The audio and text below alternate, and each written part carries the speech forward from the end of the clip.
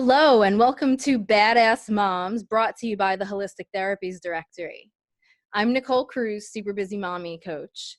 And in today's episode, we're going to go over one of the most talked about topics in the media ever, which is what you should be eating. But we're going to break it down in a way that leaves you with direction and knowing what's important and what to prioritize so that you can filter out all the misinformation and all the red herrings out there that are trying to get you off track so you can buy their supplements and products. Let's get into that. There is so much misinformation out there that I see so many people giving up. These are hardworking people who try to do everything right, and they're just like, it must be my genes because I am doing everything I'm supposed to, and I am not seeing results. Whether they want to lose weight, which in our society is mostly the case, or whether they're trying to gain weight, which happens sometimes too. They're just like, I don't know what to eat. They're trying to improve energy. They're trying to gain muscle, whatever the case may be. They are not seeing what they want to see, and they think they're doing everything right. And in most cases, they're not. And here's why. A piece of advice that I've received over and over again as a nutrition coach is you can't tell people all the information because they don't want to hear about it. They're not interested. It's too complicated. It's boring. People like to see simple, catchy things. So give them top 10 lists and good food, bad food lists, because that's what they want. And it's true. That's what people want. If you give them the choice between something that's more complex or a simple good food, bad food list, they're going to be like, oh, that's easy. Let me take that in most cases, unless you're a total nerd like I am. But that doesn't mean it's effective. And I argue that it's irresponsible to give oversimplified information. That could be helpful in a limited way, perhaps, but it can also set people on the wrong track. Another reason is that there's all of this advice out there, but no one's telling you which pieces of advice are most important, which will get you the biggest results, which is just a tiny little tweak that can kind of help push you over the edge. And so I see people focusing their energy on these tips that are marginal, and they're putting so much effort into it. And meanwhile, they don't realize they're sabotaging themselves in other ways. So I'm going to organize all of it for you in a way that will give you a lens through which to view any new nutrition information you see coming in when you're scrolling through social media, browsing YouTube, reading the newspaper, wherever you get your information from. So today we're talking about how to eat for your unique specific body, okay? And this is part one because we can't do this in one episode. There's going to be a part two. Here are your priorities in order. Priority number one, eat the right amounts of healthy foods. Priority number two, eat at the right times. Priority number three, drink plenty of water. Now, a disclaimer, that's assuming you're not actually dehydrated. Drink plenty of water. If you're not drinking adequate water, then by all means that goes up there with number one. But drinking, plenty of water, make that number three. Number four, eat the right combination of foods at each meal. Now, those are in order, okay? And let me explain what that means. I don't care what time you eat your food if you're eating the wrong foods or you're eating the wrong amounts. So one of the big mistakes I'll see people making is they're like, I have to eat breakfast. It's the most important meal of the day. If I don't eat breakfast, I'm going to gain weight. And so they force themselves to eat when they're not hungry.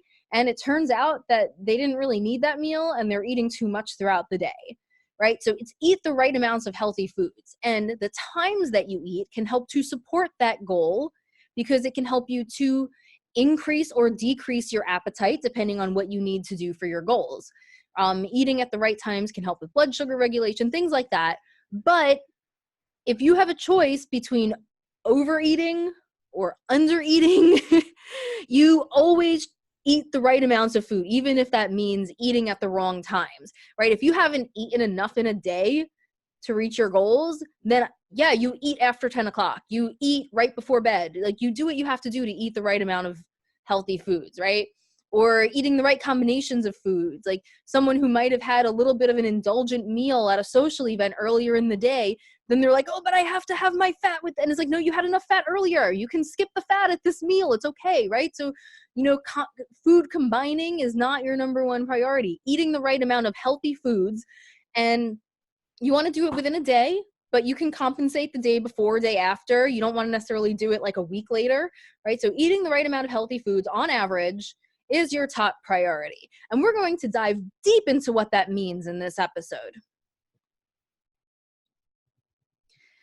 So, eating the right amount of healthy foods. You could get a master's degree in what that means. It is a complex topic. So we're going to break it down into an overview that you can digest within the next 20 minutes or so. So the first thing is, what are healthy foods?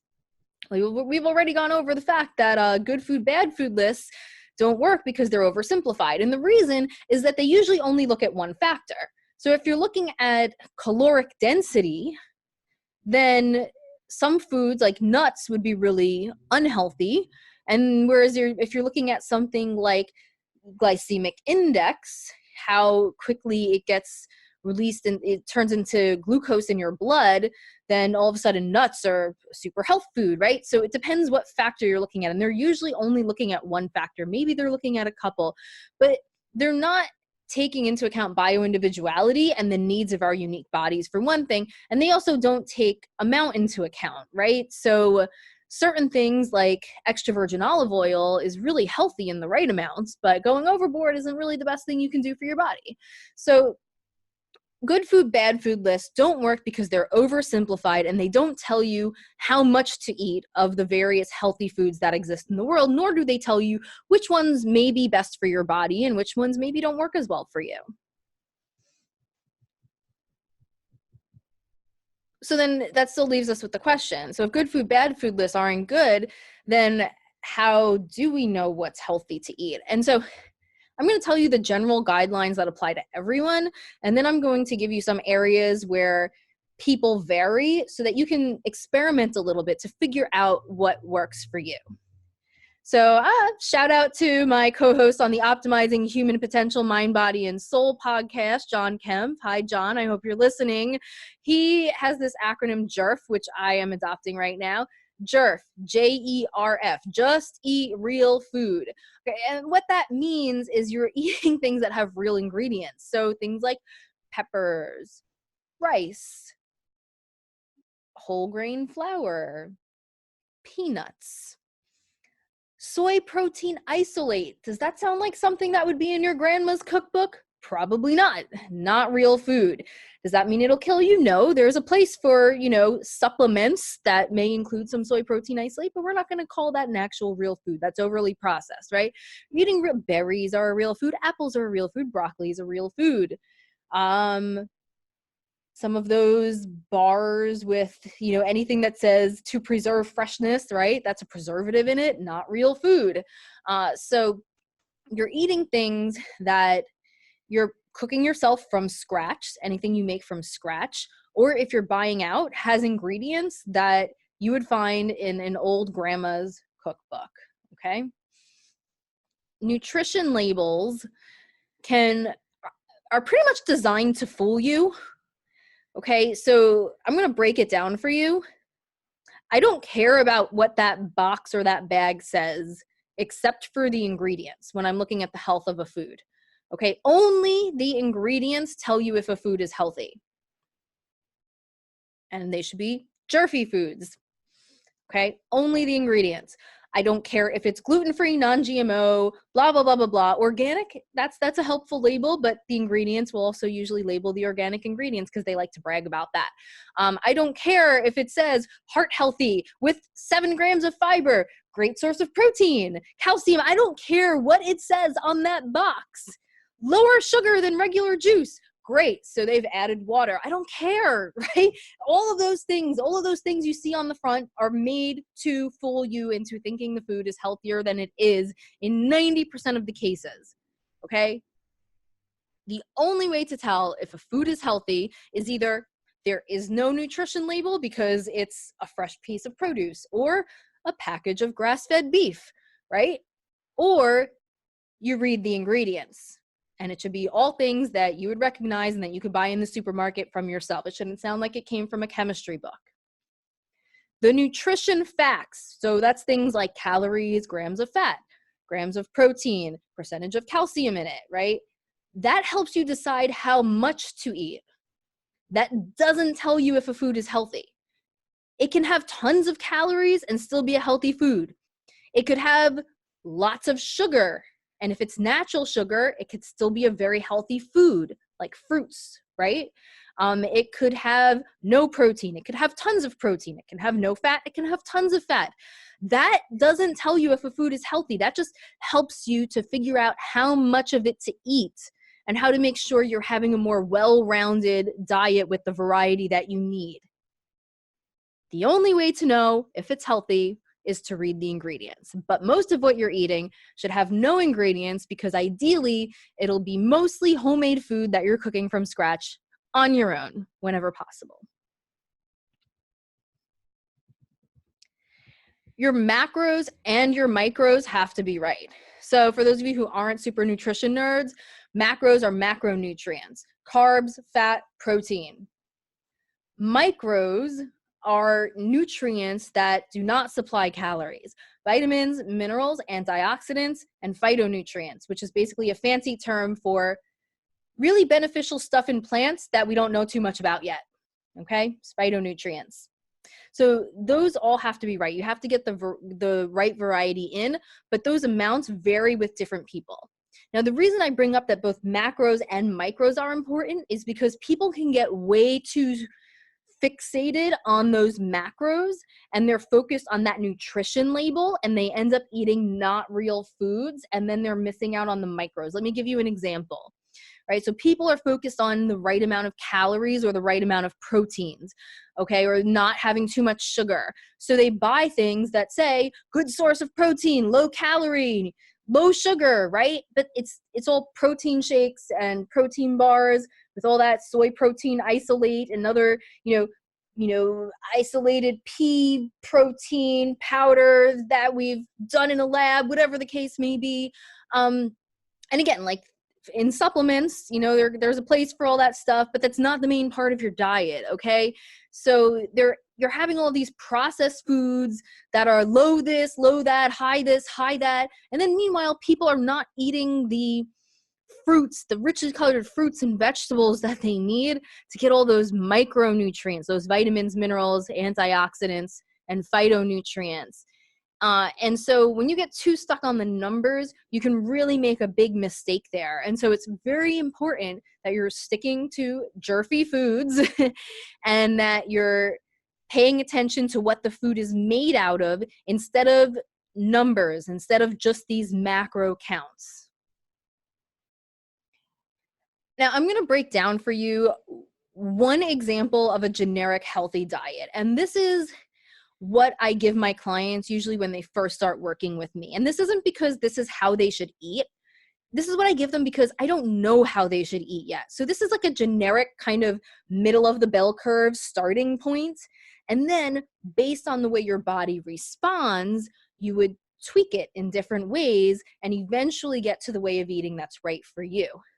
But for a lot of people who've been lacking quality direction in what to eat, this is helpful because it tells you what to eat, not what not to eat, right? Where, you cut all this stuff out of your diet and then you're left with like kale and lemon and you're hungry all day. That kind of sucks, right?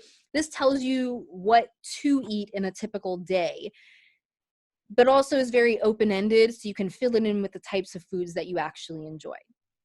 Okay, but again, so you switch. If you don't have any direction, switch to this, and there's a good chance you'll notice a very big difference right off the bat. But ultimately, your goal is to tweak it to your unique body, and I'll give you some direction in a minute. Here's the generic healthy diet that I start my clients with. If you're looking at your plate, like if you were to take all the food you eat in a day and actually take the physical food and squish it into a pie chart, your pie chart should look something like this, okay? So you're not measuring, you're not tracking, you're not weighing, Okay, none of that. You're literally thinking of it visually, which is as simple as it can possibly get. Don't overcomplicate this. 50% of your pie chart would be fruits and non-starchy vegetables. So non-starchy vegetables are things like leafy greens, peppers, carrots, zucchini, okay, non-starchy vegetables. 10 to 25%, again, the exact range will depend on your body, 10 to 25% would be food from animals. So that includes your eggs, meat, poultry, fish, dairy products. That all, shellfish, that is all in that 10 to 25% of your pie chart.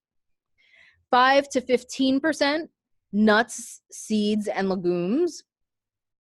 10 to 25% would be starchy vegetables or whole grains.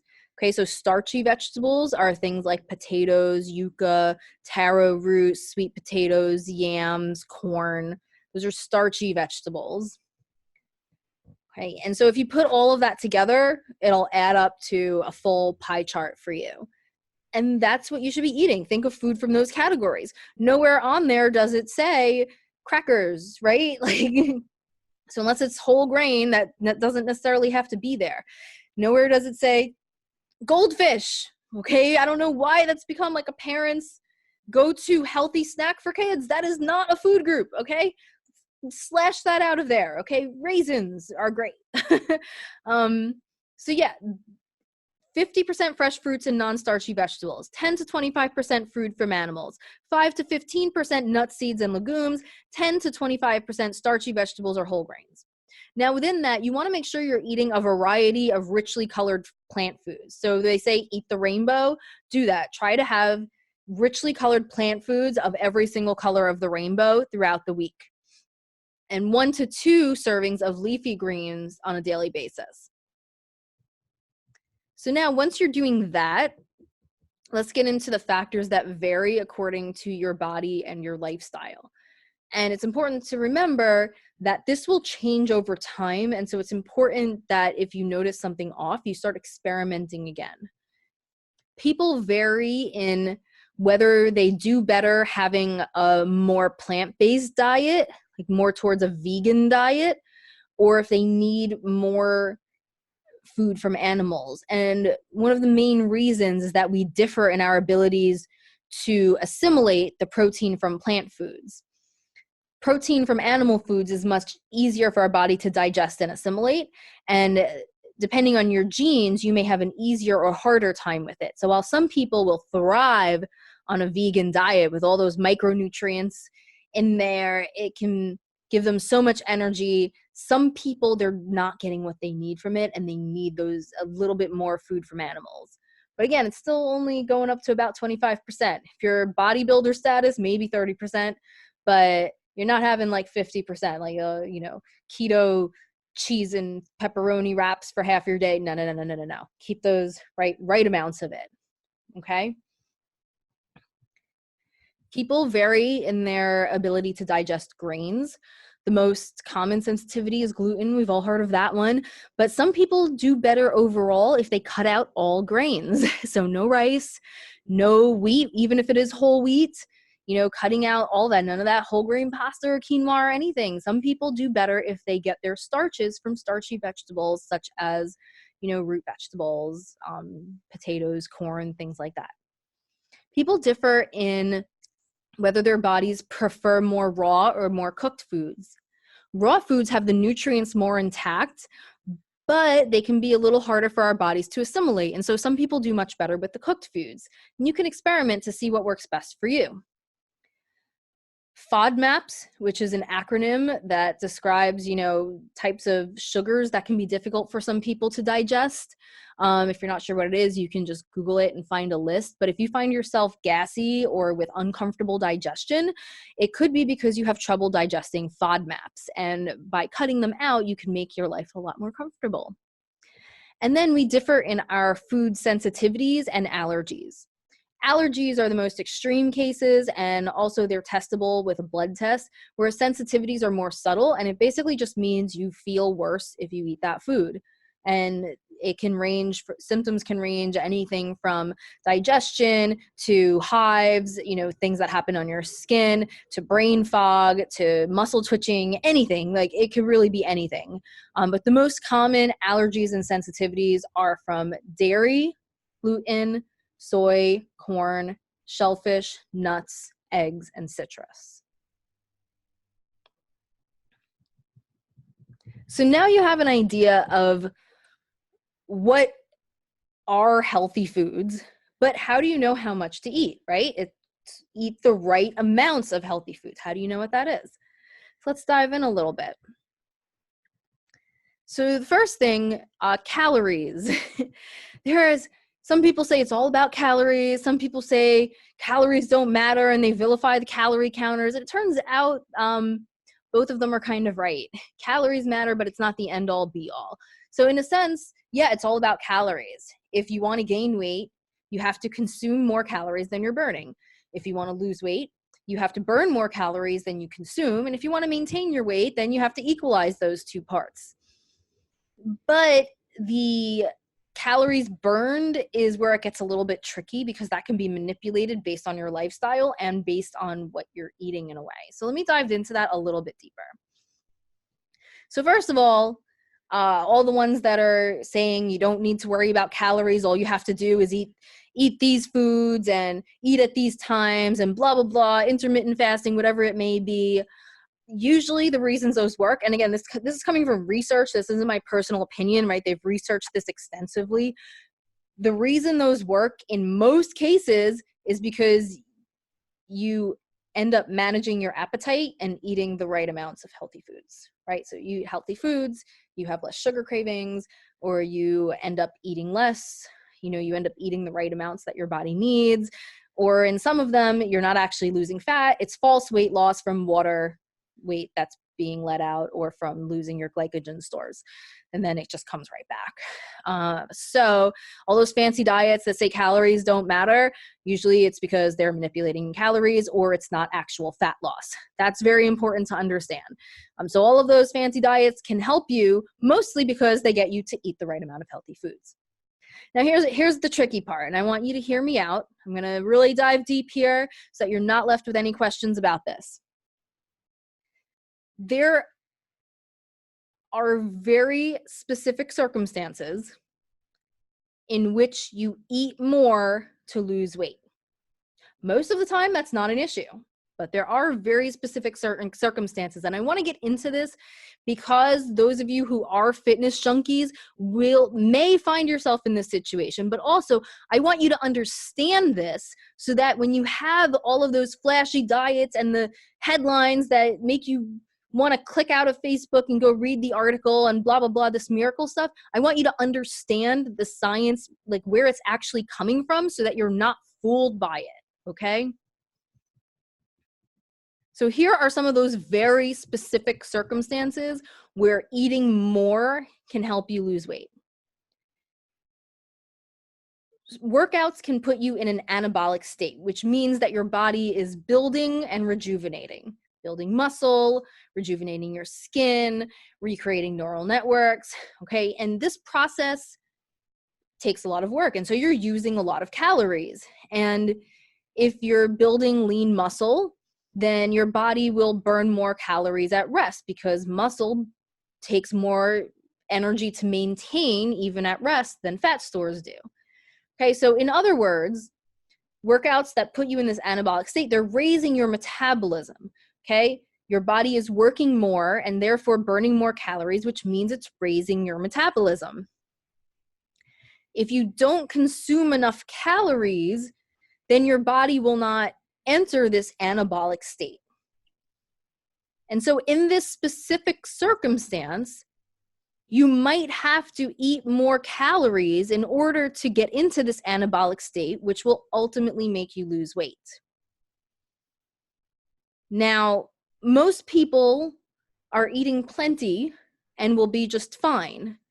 Some people who have a very fast metabolism, or certain genes, or who have really gotten used to watching their calories too much, they've been on low-calorie diets for a while, they might have to eat more in order to take advantage of this anabolic state, which will ultimately increase your metabolism and help you lose weight.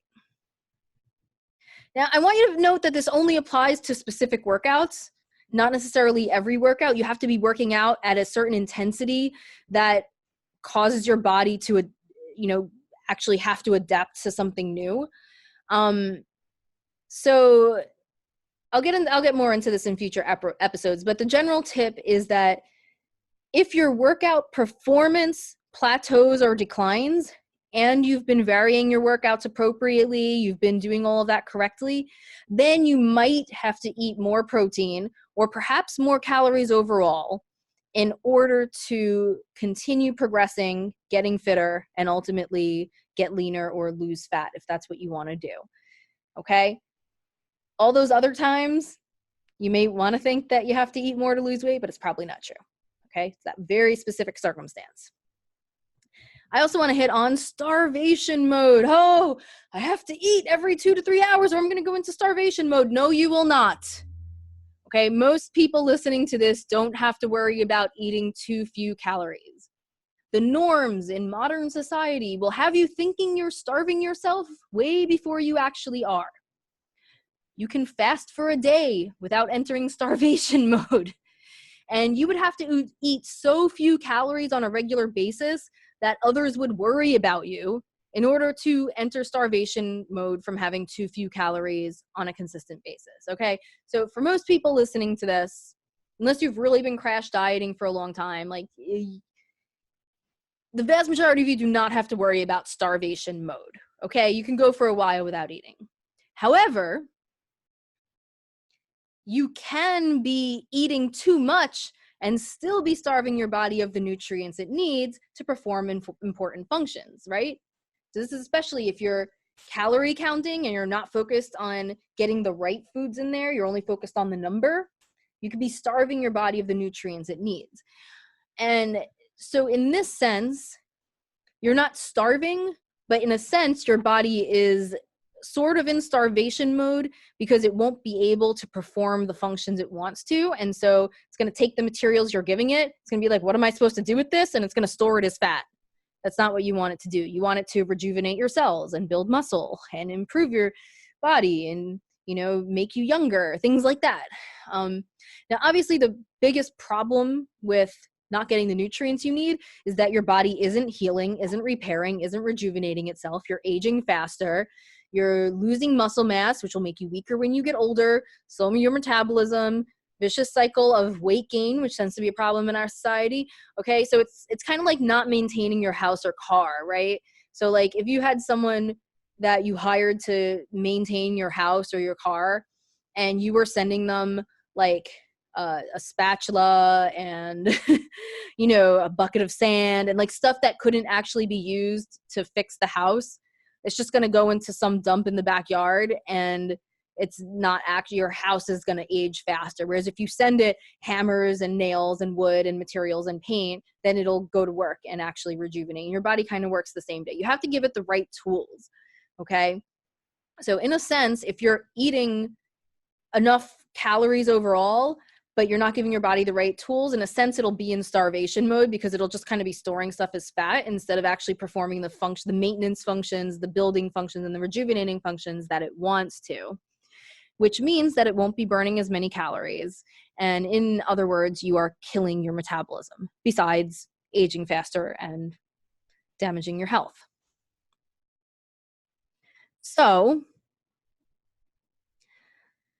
in that specific circumstance, you don't want to necessarily eat more, but changing the actual foods you're eating, right? You can eat the same amount of calories and lose weight, okay? Because like I said, while it is about that equation, calories in, calories out, when you eat the right food, there's more calories out because your body can perform the functions it wants to.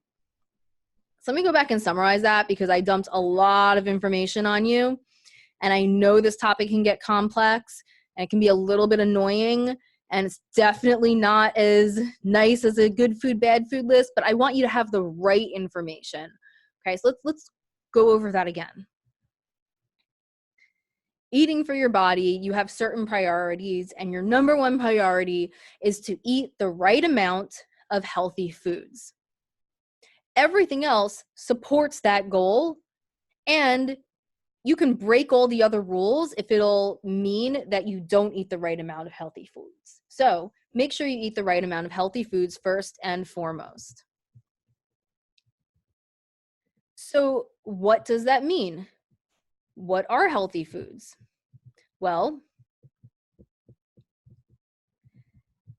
healthy foods are jerfy foods, Jerf, just eat real food. The ingredients you would find if you're making something from scratch or going into your grandma's cookbook. If you're getting something that's already prepared, only the ingredients will tell you if a food is healthy, and you should ignore everything else on the box or bag. Keep in mind that both macros and micros have to be right, so don't get too fixated on the numbers without the quality of food overall. And you can start with a generic healthy diet and tweak it based on how your body responds. About 50% fresh fruits and non-starchy vegetables, about 10 to 25% food from animals, about 5 to 15% nuts, seeds, and legumes, 10 to 25% starchy vegetables or whole grains. Make sure you include a variety of richly colored plant foods from every color of the rainbow and 1 to 2 servings of leafy greens per day. Factors that vary according to your body and lifestyle are whether you do better with protein from plants or animals, whether you tolerate grains well, whether your body prefers raw food or cooked food, whether you can digest FODMAPs, and your allergies and sensitivities. And so you can experiment with those factors and tweak them over time to find the perfect diet for your body. Now, how do you know how to eat the right amount of food? Pay attention to how your weight is changing. If you are gaining weight, you're consuming more calories than you're burning. If you're losing weight, you're burning more calories than you're consuming. And if you're maintaining, those are about even. Excuse me. However, there are very specific circumstances where you can eat more to lose weight. And that is if you are doing workouts to put your body in an anabolic state. You need to make sure you're eating enough to support those functions.